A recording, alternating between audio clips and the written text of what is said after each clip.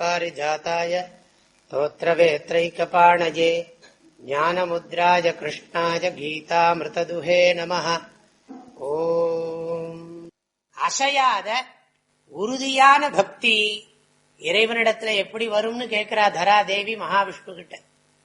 கேள்விக்கு இறைவன் பதில் சொல்லுகிறார். விஷ்ணுருவாச்ச பிராரப்தம் புஜ்யமானோ ஹி கீதாபியாசரதः சதா சமுக்தः ச சுகீ லோகே கர்மணா நோபலிப்யதே.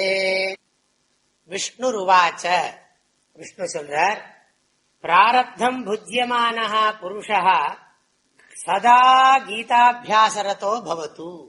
இந்த உலகத்துல சுகதுக்கத்தை நாம் அனுபவிச்சுக் கொண்டிருப்பதற்கு இடையில் நாம் செய்த முன் நல்வினை முன் தீவினை பயன்களை அனுபவித்துக் கொண்டிருப்பதற்கிடையில் இப்பொழுது நாம் ஓயாத நல்வினைகளை ஆற்றிக்கொண்டு அதே சமயம் கீதையை படித்துக் கொண்டே இருக்க வேண்டும்.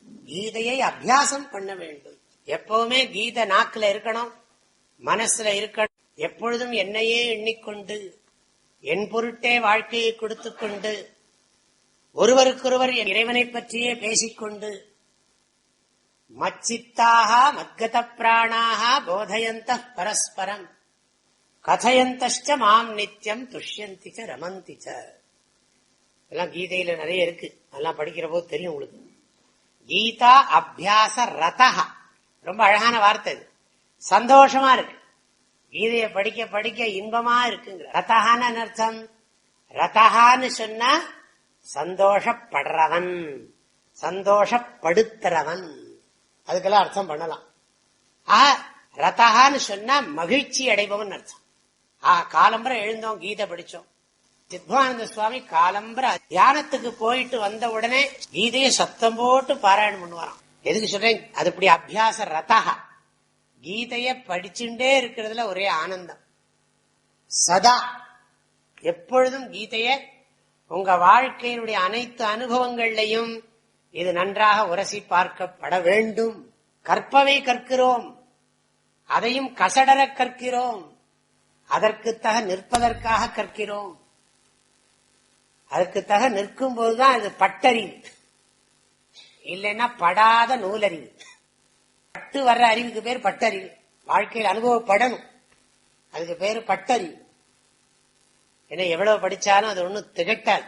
எப்படி வள்ளலார் திருவாச்சகத்தை சொன்னாரோ, உவட்டாமல் இனிப்பதுவே. இதுவும் எப்பவும் நாங்களும் சொல்லிக்கிட்டே இருக்கோம். எத்தனை வருஷமா கீதையை படிக்கிறோம், சொல்லிக்கொண்டே இருக்கோம். ஒவ்வொரு சமயம் என்ன, அது நவில் தோறும் நூல் நயம். சொல்ல சொல்ல அது அவ்வளவு நயம் கொடுக்குது. அது வார்த்தைகளால வர்ணிக்க முடியல. என்ன சொல்ல முடியும், நீங்களும் அது மாதிரி பண்ணுங்கோ, அப்பதான் உங்களுக்கு அது விளங்கும் அப்படின்னு தான் சொல்ல முடியும். சதா கீதா அபியாச ரதஹா, எப்பொழுதும் கீதாபியாச ரதனாக இருந்து கொண்டு பிராரப்தத்தை அனுபவித்துக் கொண்டிருப்பதற்கிடையில் கீதையை எவன் ஒருத்தன் படிச்சு கொண்டே இருக்கானோ அவன் நிச்சயமா முக்தஹா, சஹா முக்தஹா. முக்தஹானா என்ன அர்த்தம், இந்த பிறவி சுழலிருந்து அவன் விடுபடுகிறான், இன்ப துன்பங்களை வென்று விடுகிறான். அவனுடைய உள்ளம் எதனாலும் தாக்கப்படுவதில்லை. அவன் ஞான கவச்சத்தை தன் உள்ளத்திலே அணிந்திருக்கிறான்.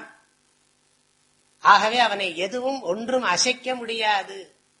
குருணாவி துக்கேன விசால்யதேன்னார் கிருஷ்ணர்.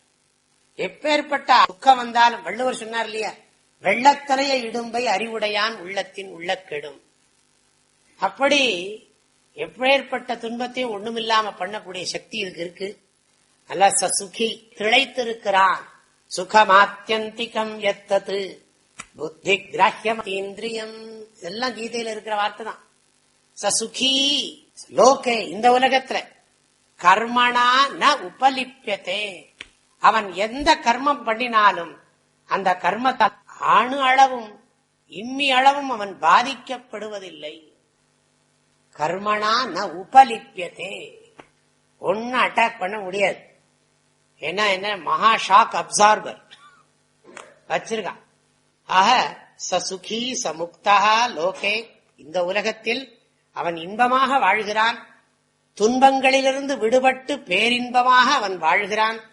எச்செயல்களை செய்தாலும் அதனால் அவன் பாதிக்கப்படுவதில்லை. ஆக தராதேவியினுடைய கேள்விக்கு இறைவன் பதில் சொல்லுகிறார் மகாவிஷ்ணு. அனைவருக்கும் மனமார்ந்த நல்வாழ்த்துக்கள். ஹரி ஓம். ஓம்